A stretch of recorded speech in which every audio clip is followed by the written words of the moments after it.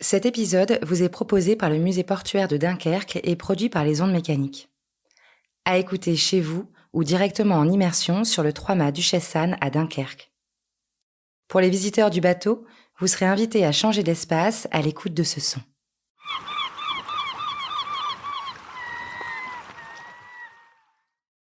Le récit que vous allez entendre s'inspire de faits réels.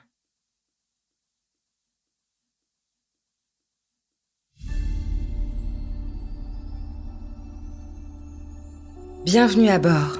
Vous avez posé les pieds sur la Duchesse Anne, 3-mât construit en 1901 qui s'appelait alors la Großherzogin Elisabeth.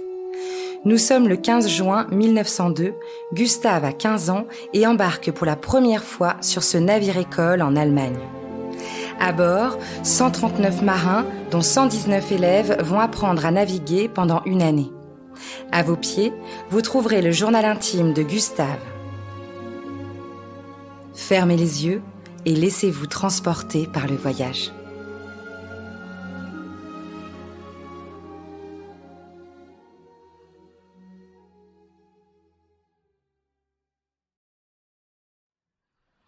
J'ai embarqué. L'aventure commence. Il fallait voir la foule amassée venue nous faire ses adieux pour le départ. On avait fière allure en arrivant avec notre pactage sur le dos. On aurait dit des escargots en procession. L'orchestre du bord donnait un concert. Il a fait sensation et c'est en grande pompe qu'on s'apprête à débuter notre premier voyage d'été. Sur le quai, j'ai laissé ma famille et ma petite amie Anna. Du haut du pont, il semblait minuscule. J'avais un peu honte qu'il m'accompagne, mais je suis finalement passé inaperçu. Les familles sont venues en nombre pour dire au revoir à leur fils. Mère était dans tous ses états et Anna pleurait toutes les larmes de son corps. J'étais à 2 doigts de craquer moi aussi, mais j'ai tenu bon. Je laisse Anna toute seule, mais elle pourra aller de temps en temps à la maison en attendant mon retour et jouer avec Frida et Gunther, ma petite sœur et mon petit frère. Ces deux-là, ils se sont déguisés en marins pour me dire au revoir. J'ai vu une larme couler sur la joue de mon père pour la première fois. D'habitude, il ne laisse jamais rien paraître. C'est un ancien marin, capitaine d'un bateau de pêche. Quand j'étais petit, j'étais fasciné par les histoires qu'il me racontait. Je sens qu'il est fier que je reprenne le flambeau. Aujourd'hui, c'est moi qui prends la mer.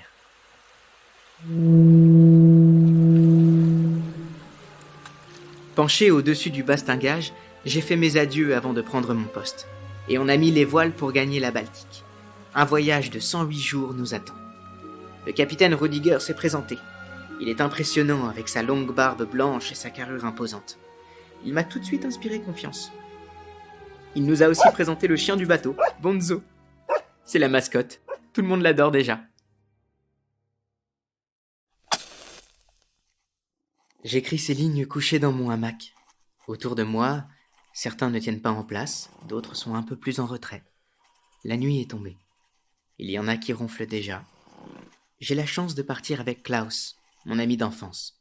L'année dernière, la Großherzogin Elisabeth revenait au port après son premier voyage. Depuis que le voilier a été construit, sa réputation le précède.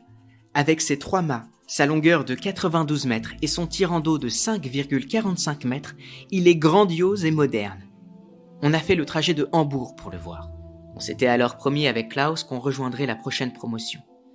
Je suis content qu'on partage cette expérience avec lui. Je suis effrayé par ce qui m'attend, mais en même temps, excité par cette nouvelle aventure. Je me demande si les autres ressentent aussi ce nœud dans l'estomac. Je sens le mouvement des vagues sur le bateau et j'ai déjà la nausée. Grâce à Klaus, je pars plus tranquille. Il m'apporte un peu de mon chez-moi ici, en pleine mer.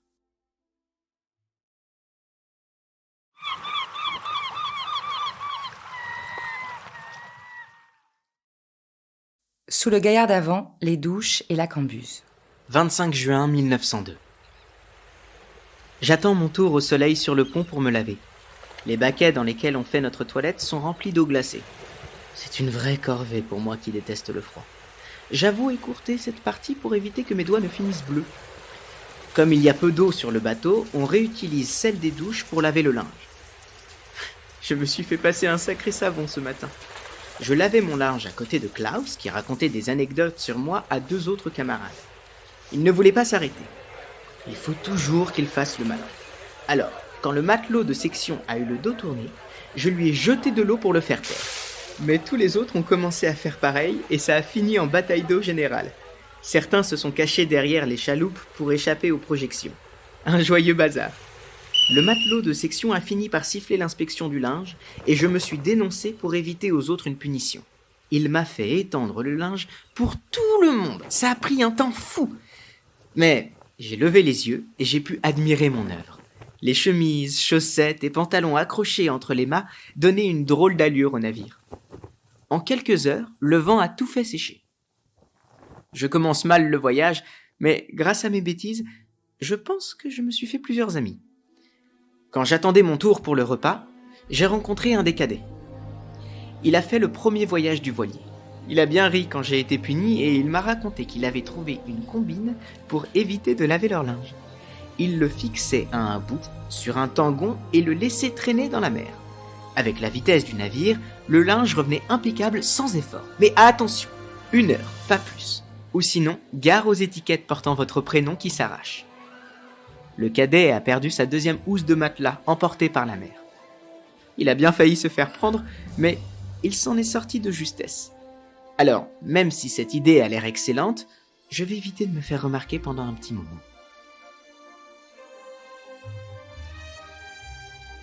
Avec mon argent de poche, j'ai acheté du tabac, du chocolat et des biscuits au cambusier à côté de la cuisine. Il est plutôt sympathique. J'ai pris des petites choses pour Marcus, mon voisin de couchage. Je ne l'ai pas vu faire ses adieux sur le pont et je n'ai pas osé lui demander pourquoi. Le pauvre est malade depuis le départ. Il est plus jeune que moi. Il aimerait bien faire ses preuves, mais le maître de garde n'est pas tendre avec lui et son mal de mer n'arrange rien. J'essaie de lui rendre la vie plus facile et le chocolat a l'air de lui faire du bien.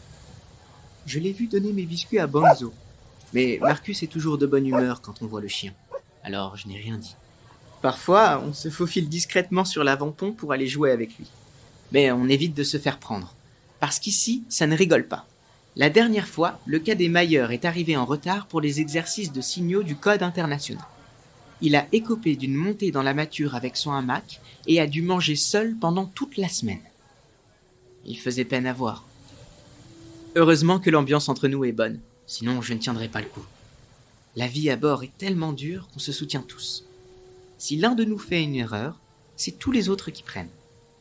Klaus et moi, on a réussi à se faire une place et de vrais amis. Le soir, on joue avec eux aux cartes et au dés. J'ai l'impression que c'est un peu plus difficile pour les gars du Sud, ceux qui viennent des terres. Une fois, j'ai entendu 2 d'entre eux discuter. L'un disait qu'il avait écrit à son père pour se plaindre de l'instruction qu'on reçoit, que la nourriture était infecte et qu'il n'était pas traité comme les autres à bord par les officiers. C'est certainement vrai, mais ils ont une façon particulière de s'adresser aux supérieurs. Personnellement, je n'ai de soucis avec personne. Ces chamailleries me dépassent largement, je ne veux pas rentrer dans ces discussions.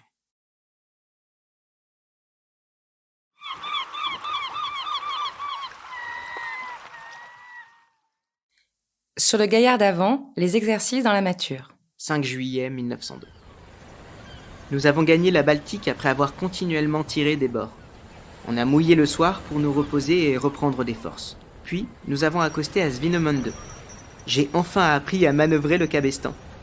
Je n'imaginais pas qu'il faudrait autant de bras pour jeter ou lever l'ancre. On était une 40aine pour le tourner en nous aidant avec les leviers en bois. On a chanté pour se donner le rythme. J'avais tellement hâte d'arriver au port. On va continuer les exercices et les manœuvres, mais au moins on aura de la vraie nourriture. C'est l'occasion de recharger le navire en légumes, en viande fraîche et en eau. On profite des escales pour s'entraîner à la mise sous voile ou à la prise de mouillage. On va aussi apprendre à régler la voilure selon le vent, observer les mers. Bientôt, on va faire de l'aviron, mesurer la vitesse du navire avec le loch, apprendre la pratique de la sonde et la nage.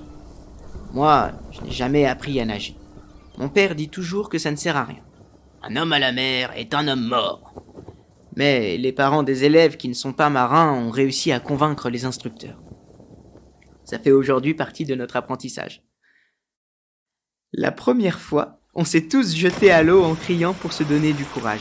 Mais l'eau froide nous a coupé le souffle. L'instructeur nous hurlait dessus. « Alors, on sait pas nager ? Gustave Fischer, ta tête est trop lourde, c'est pour ça qu'elle coule !» Je voulais juste sortir le plus vite possible. Et puis, de toute façon, On sait tous que si on tombe à l'eau, le navire a peu de chances de nous récupérer. On a effectué nos premiers exercices dans la mâture. J'y suis allé la boule au ventre et les mains moites. Ça m'avait toujours semblé facile quand je voyais les marins monter dans les mâts avec aisance. On allait voir les parades avec mon père quand j'étais petit. Mais quand ça a été à mon tour de grimper, ce fut une toute autre histoire. On monte de plus en plus haut et à la fin du premier voyage, on doit avoir libéré ou fixé une voile de cacatois. Au début, j'avais le vertige. Je ne pouvais pas jeter un œil en bas. La tête me tournait et tout mon corps tremblait. Cette sensation commence à disparaître petit à petit. Mon officier de section m'a même félicité l'autre jour. Je descends toujours avec le cœur qui palpite un peu, mais une fois en bas, je me dis que j'ai de la chance d'être encore en vie. J'étais quand même bien content quand la cloche a sonné le repas.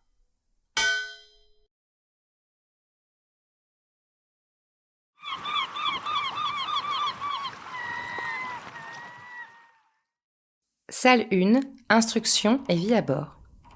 18 août 1902. Voilà plusieurs semaines que nous sommes partis. Les journées sont rudes et je suis déjà fatigué. On se réveille à 6h30. On fait notre toilette et on ramasse les hamacs pour le branle-bas. Quand j'ai vu pour la première fois les crochets au plafond, je me suis demandé à quoi ils pouvaient bien servir. Maintenant, toutes ces petites choses font partie du quotidien.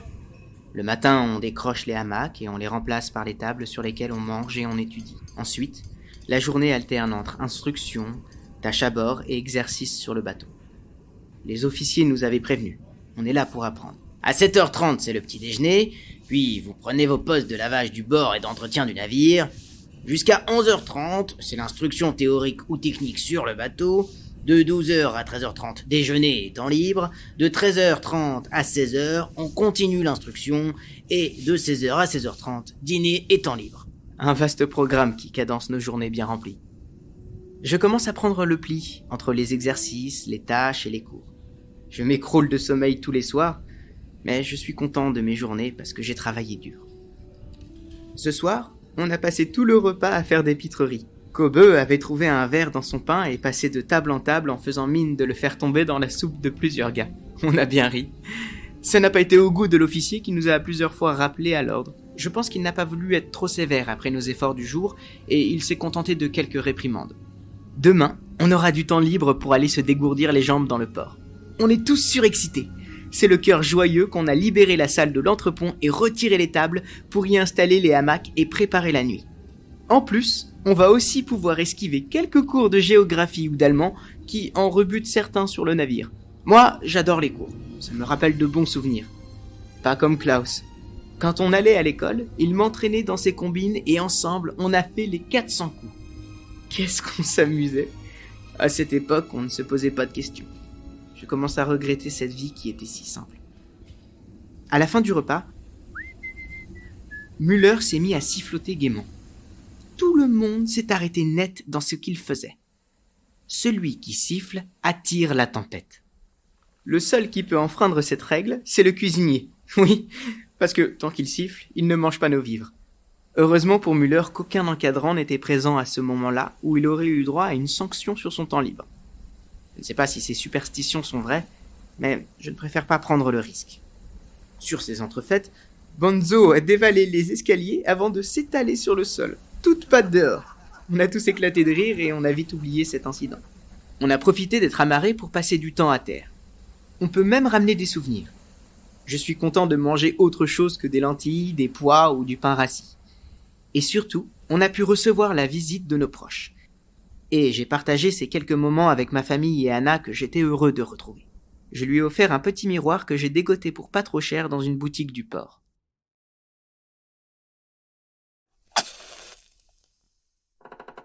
J'ai la main qui tremble en écrivant ces lignes. Un terrible accident est arrivé. Alors que plusieurs matelots se trouvaient dans le grand mât pour les manœuvres, Kobe est tombé. Je suis encore sous le choc. Je n'ai pas tout vu, mais Klaus m'a raconté. Les plus expérimentés étaient dans les haubans avec le chef de mât. Moi, je nettoyais le sol sur le pont. On doit toujours passer du hauban tribord au grand perroquet, puis descendre par le hauban de perroquet à bâbord pour l'exercice. Tout était calme.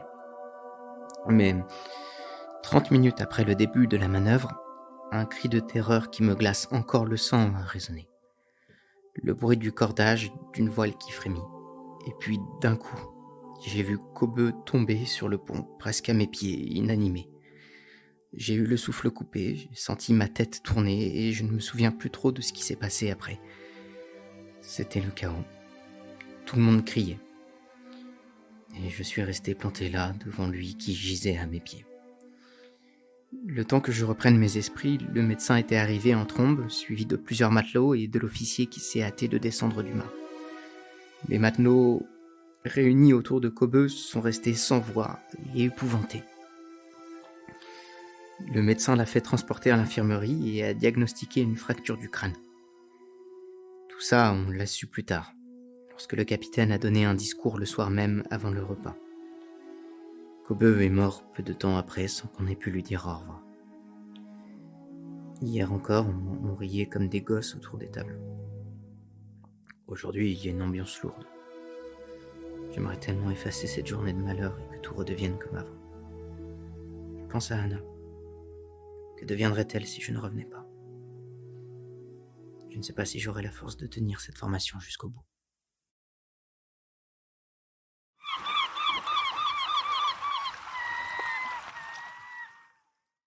Salle 2, lettre à Anna. 10 septembre 1902. Ma chère Anna, c'est le cœur lourd que je t'écris cette lettre. J'aurais voulu prendre le temps de le faire avant, mais tu sais, ici le temps est à la fois long et très court. Et je ne réalise pas qu'on soit déjà en route pour le voyage d'hiver. Nous devrions atteindre Rio de Janeiro d'ici 3 semaines. Pardonne-moi si je t'écris pour t'apporter des mauvaises nouvelles. Mais nos conversations me manquent. Dehors, le vent souffle et je plains les matelots qui doivent travailler cette nuit. J'ai fait mon quart la nuit dernière.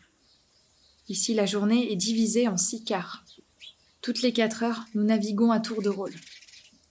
Cette nuit, on était 2 à arrimer les voiles de tête et 4 autres marins raidissaient les voiles des huniers. Je suis épuisée. D'autant plus qu'un malheur est arrivé il y a quelques jours. Kobe est tombé de la mâture. Il est mort sans avoir repris connaissance. On est tous abattus et on sait maintenant que le danger nous guette constamment. Nous avons déposé son corps au port le plus proche, situé à 25 milles, avant de repartir. On lui a fait un dernier adieu. Quelques jeunes ont quitté le navire. Ils ont prétexté le vertige pour rentrer chez eux. Mais je sais que c'est parce qu'ils n'arrivent pas à tenir. On est tous encore si jeunes. Ils ne trouveront de travail nulle part. J'ai déjà pensé à partir moi aussi. Mais je sais qu'arrêter ma formation serait vu par tous comme un aveu de faiblesse. Et même si ce n'est pas facile, j'ai trouvé une deuxième famille. Et c'est ça qui m'aide à tenir. Je suis sûre que toi aussi tu les aimerais. J'ai réfléchi et je ne changerai pour rien au monde. Après 25 jours de mer, nous avons franchi la ligne de l'équateur. Je me suis fait baptiser selon la traditionnelle cérémonie. C'est toute une histoire ce passage, tu sais. Un officier déguisé en Neptune prononce pour chaque nouveau marin qui passe la ligne pour la première fois un discours de baptême, puis les anciens le plongent dans une baille remplie d'eau. Il avait l'air ridicule avec son costume, mais c'est le but de la manœuvre. Ça a duré toute la journée dans la joie et la bonne humeur. Ça m'a fait un bien fou de retrouver un peu l'innocence que j'avais en arrivant. Anna, je me suis promis une chose. C'est que tu n'auras jamais à t'inquiéter pour moi. Quand je rentrerai, si Dieu le veut, j'aurai une annonce à te faire. Et j'espère qu'elle te comblera de joie.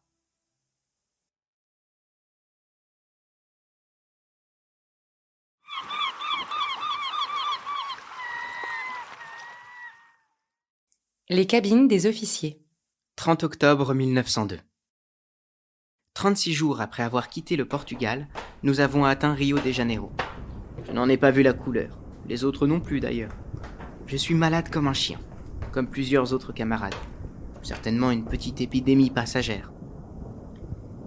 Le capitaine a décidé de ne pas nous débarquer et d'embarquer seulement les vivres fraîches nécessaires pour faire route vers Bahia. J'ai voulu voir le médecin tellement je me sentais mal.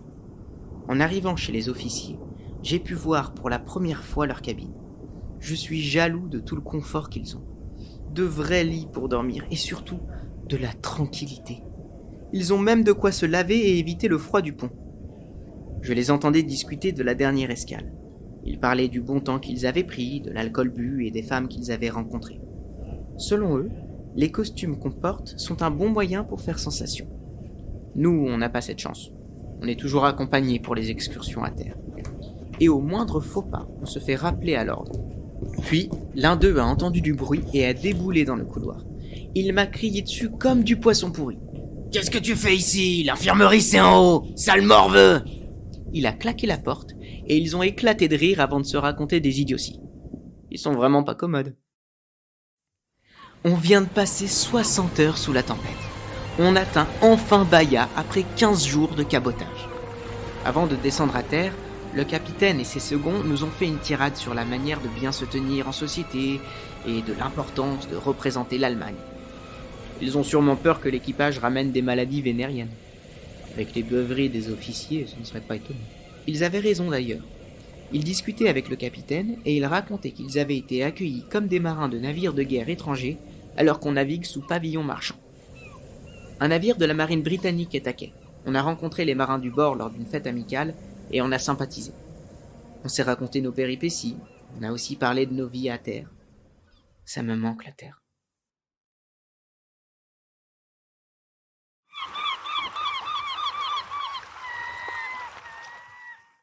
Appartement du capitaine. 20 décembre 1902. L'autre jour, Bonzo, ce sacripant, m'a chippé mon morceau de viande fraîche. Je lui ai couru après et je suis tombé nez à nez avec le capitaine qui préparait son discours pour Noël. Il m'a chassé d'un geste de la main sans me prêter plus attention que ça. Mais il s'est bien gardé de me renvoyer le chien et ma viande. On a tous hâte de fêter Noël, sauf Marcus qui a l'air un peu triste. En entrant dans le golfe de Para, toute voile dehors, nous passons entre deux navires de guerre, l'un britannique, l'autre américain. Nous avons pris le mouillage dans le rade de Port of Spain. Et quelle surprise! Le consul d'Allemagne nous attendait sur la jetée avec un sapin américain. On va pouvoir fêter Noël comme il se doit. En plus, on a enfin reçu le courrier qu'on espérait depuis un moment, apporté par un navire de ligne régulière. Il est 18h. J'entends la cloche tinter. Elle nous appelle pour la messe de Noël sur le pont supérieur.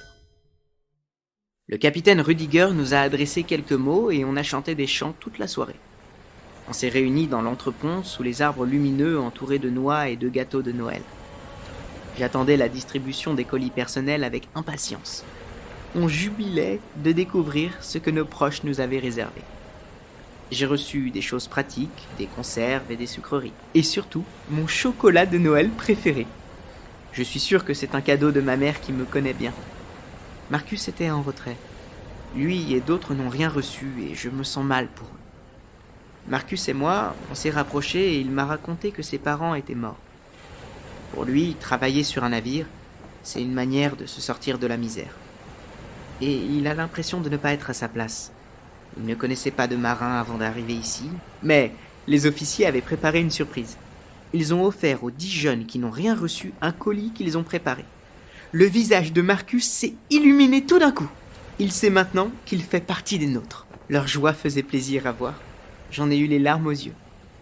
On a continué la fête toute la soirée. J'en ai presque oublié que j'étais si loin de la maison. Le dernier jour de décembre, nous sommes partis vers les Antilles, où se trouvent de meilleurs rades pour l'entraînement. On a même vu l'éruption du mont Pelé de la Martinique. On est tous restés un moment accoudés au bastingage pour admirer le spectacle. Les plages de sable ici sont magnifiques, toutes blanches et l'eau limpide. On peut faire des excursions à terre et nous reposer un peu. Enfin une pause bien méritée.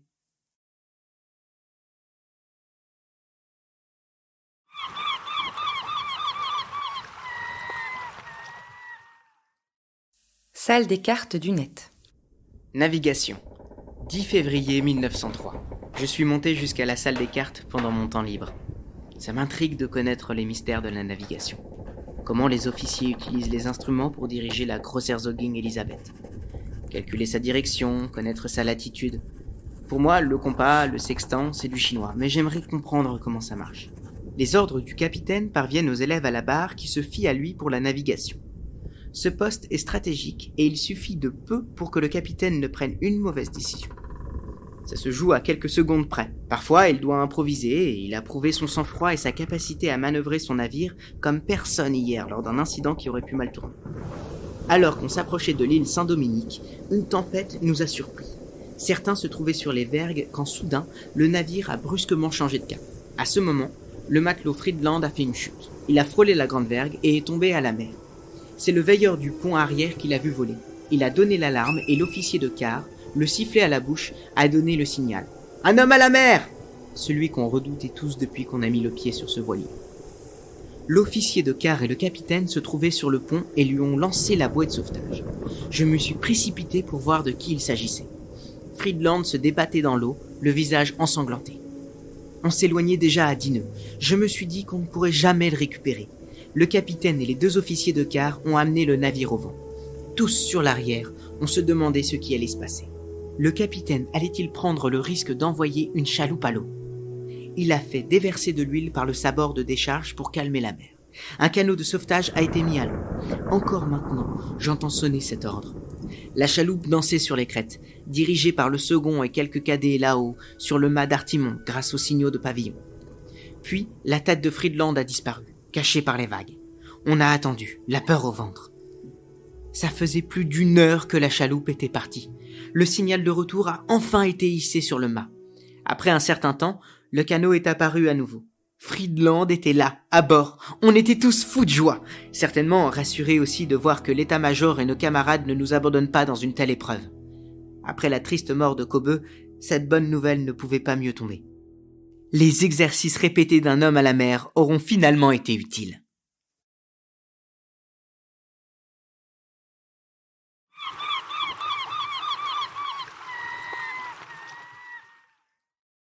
Retour au pays.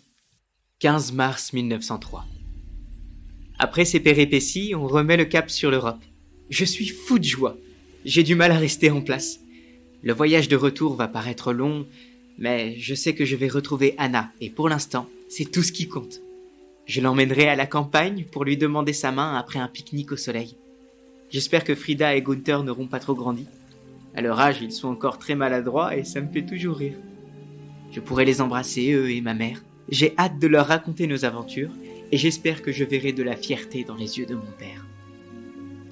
Sur le bateau, on est tous beaucoup plus joyeux que d'habitude et les officiers sont moins durs avec nous. On a presque l'impression d'être en croisière. Il ne restait plus qu'à passer l'examen final pour conclure cette année. Avec l'entraînement qu'on a suivi, je partais confiant, mais ce n'était pas le cas de tout le monde. On est rentré en Allemagne tellement ému de revoir les côtes de chez nous. On a procédé aux manœuvres pour l'examen près de Brunsmausen, devant un grand nombre d'invités.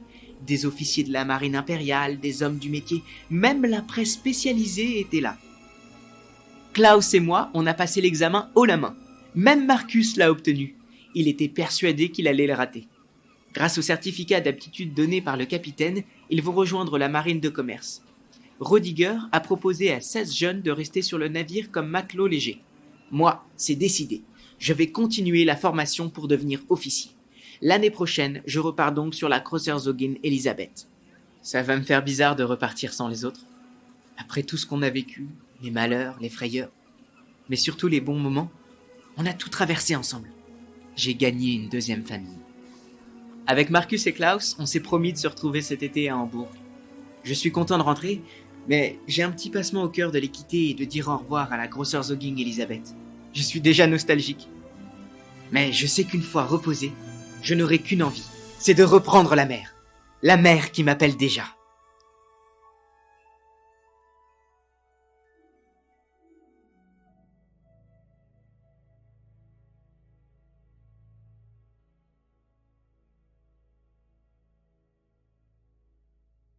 Si vous voulez prolonger le plaisir de l'écoute, nous vous proposons 3 courts extraits de littérature.